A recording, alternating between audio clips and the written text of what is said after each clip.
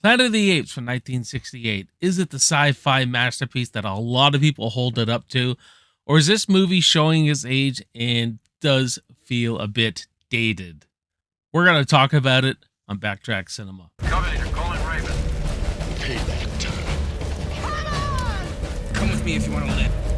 You just don't turn it off! An astronaut crew crash lands on a planet where highly intelligent non-human ape species are dominant and humans are enslaved. What's going on, everyone? Welcome back to the channel. My name is Jason. You're watching Backtrack Cinema, where we talk about movies of the past that you know and love. And today we're starting the Planet of the Apes review series, starting with, of course, the original from 1968, Planet of the Apes. What I gather from this movie is that a lot of people really hold this in high regard as just an absolute sci-fi classic. It is a sci-fi classic. It's absolutely iconic, especially with that ending that we'll talk about. Then I feel like there's another camp who feel like this movie's a bit dated, showing its age in some regards. It is reflective of the time it was made in, with the 60s, with the civil rights movement, nuclear arms, all that kind of stuff that plays into the social commentary of this movie for sure. Now, myself, I am a huge Planet of the Apes fan. I love this whole franchise. Obviously, there's a lot that I like more than others. You guys know, if you've been watching me for a while, I talk about the Matt Reeves trilogy that I absolutely adore. And I really feel like Matt Reeves took all the best of those 70s Planet of the Apes beats and storylines and just, inserted them into his movies. This original movie is very iconic because of that original twist ending that I'm sure no one really saw coming back in the 60s. Unfortunately, it is so iconic that even before you watch this movie, you know that is coming. And that's what kind of ruins the experience if you're coming new to this movie. I think we all know about that classic ending. And, unfortunately, for a lot of people coming to it, it's going to ruin that that surprise. You may even see that coming now just because of how old the movie is now. And now you see where it's going because we've seen so many other twist endings in movies and stuff like that. Planet of the Apes was released in 1968, directed by Franklin J. Schaffner, and starring Charlton Heston, Kim Hunter, Roddy Mcdowall, and Maurice Evans. Now, one thing that really draws me to the Planet of the Apes franchise, and this particular movie too, is just the world building. The world building, seeing the ape civilization, seeing where they're at in their period of growth as a society, the different levels of society, who's in charge, the different breeds of apes, and their different characteristics. I just love it all. I love all that world building and just seeing a society going from here to here. You know what I mean? I just imagine yourself, crash landing on a planet, and it's like a planet of apes that talk and that have their own society and that are intelligent. Let's just get that twist ending out of the way. It is iconic. It's classic. This movie may be just showing its age way too much because we kind of see that coming. I even think someone watching this now if they didn't know about that twist, I think they would see it coming. And when I first saw it as a young teenager, this movie, I already knew it. The reputation of this movie was that iconic ending.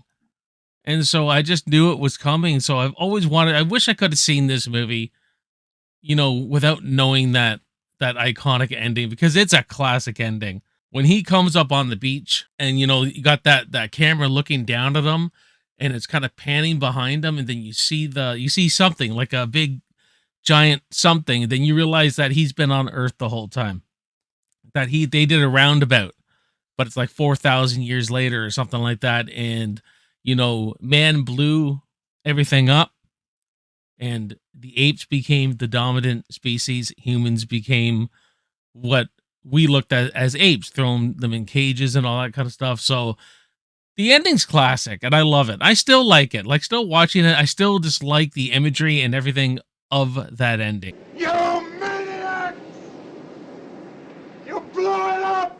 One thing that's really great about this movie too is that makeup of the apes. For 1968, you just look at the work they did for all the apes. Like, they look fantastic. You see the chimpanzees, you see the gorillas, you see the orangutans, and the way they talk and everything. their body language of the actors, the way they're moving, they're kind of slouching a bit and, walking around with their arms very, very free and stuff like that. And I really just really like the makeup. I think it holds up quite well, actually. Myself, you could say that's a real dated part. As these movies go on, they get their budgets become less and less, and the apes and all that kind of stuff, they don't look as great as we go on. But here in this movie, they look great. Charlton Heston as our lead. I like Charlton Heston, don't get me wrong, but he's an over actor at times. He's got a ton of screen presence. He's got fabulous charisma. His work in the Ten Commandments, Ben-Hur, I absolutely love him in. I just find some of the line delivery comes off very amateur when he's like, "Get your paws off me, you damn dirty ape." You know what I mean? There's just a little bit of, there's some overacting with Charlton Heston, that's all. But you know what? He's a great guy to put in as the lead for his charisma and his screen presence. But the real standouts for me is Kim Hunter and Roddy Mcdowall as Cornelius and Zira. They're scientists. The chimpanzees in this are all scientists. The gorillas are like a real warlike kind of thinking. They're like the soldiers of the society. And then the upper class, or the leaders of the society, are the orangutans, I believe. But they really, I really like Dr. Zero and Cornelius. They're scientists. They want to know more, and the leaders are not letting the ape society know more. They want to keep humans in cages. They want to make them think that they're disgusting, that they can't learn, that they're just beasts. There's a lot more truth about man that they don't know, because being man, it's in our nature to destroy ourselves, I guess, and we just blow each other up. And we were given our shot in this society already, but we don't know that yet at this point in the movie. And Dr. Zira has done the science. She knows there's more to man. And she's just got a big heart. She's a really compassionate character. She feels that all life is equal. There's a lot going on with the social commentary of the 60s, of the civil rights movement. There's racial injustice within the ape society, how the gorillas do not like the chimpanzees. You know what I mean? They feel like they're a weaker ape. And it goes in line with what the 60s rights movement and everything, nuclear arms, you know what I mean? The threat of bombs going off. This is what this is all really about. And this is what happens, that we blew each other up and then the apes rose, you know what I mean? And it's a threat of that. It's like giving you an imagery, giving you a movie, a pictation, this is what could happen if we decide to drop nuclear bombs everywhere. He went on this mission, to find a new world, to find something better, you know what I mean? Because he just has no faith in man. And that's why at the end he freaks out so much. You did it. You blew it up. You did it this time and all that kind of stuff. But I really enjoy the way the movie is filmed, where you get a lot of you feel like people are watching characters at times. Like the chase sequences, they're pretty fast paced when they're there. There's inverted angles and stuff like that, where the camera just does a little switch like that, and now you're looking at things like as if you were lying down, upside down kind of thing. I really like that.